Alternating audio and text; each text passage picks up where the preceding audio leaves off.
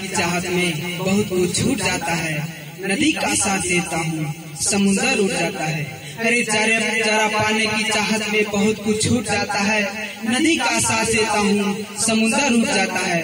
अरे मोहब्बत पढ़ने और लिखने में आसान दिखती है साहब, मोहब्बत को निभाने में पसीना छूट जाता है।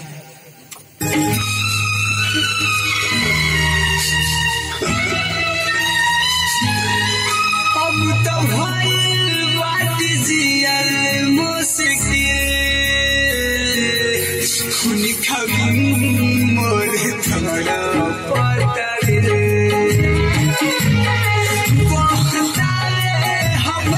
अखिया से मोर थोड़ा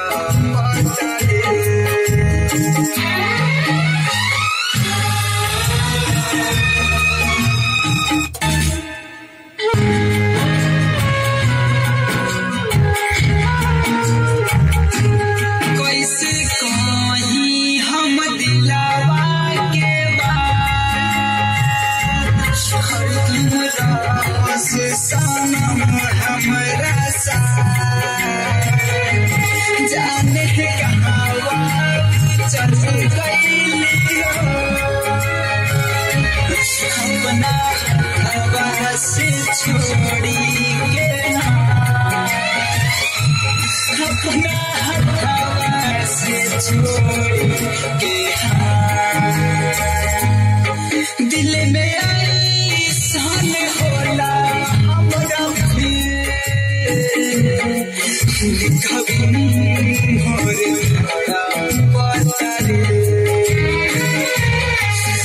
तो भाई भाट जियल मुश्किल मोर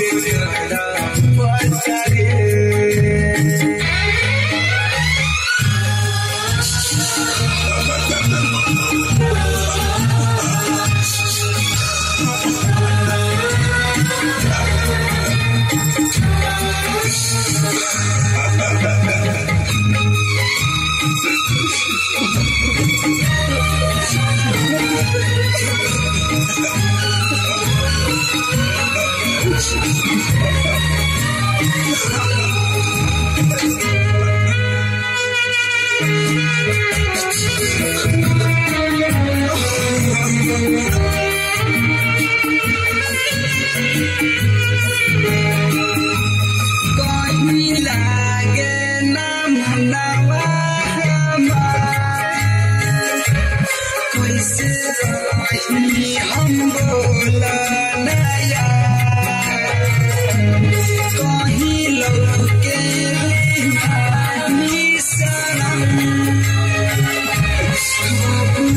करा से कोरी हम मेरा कैसे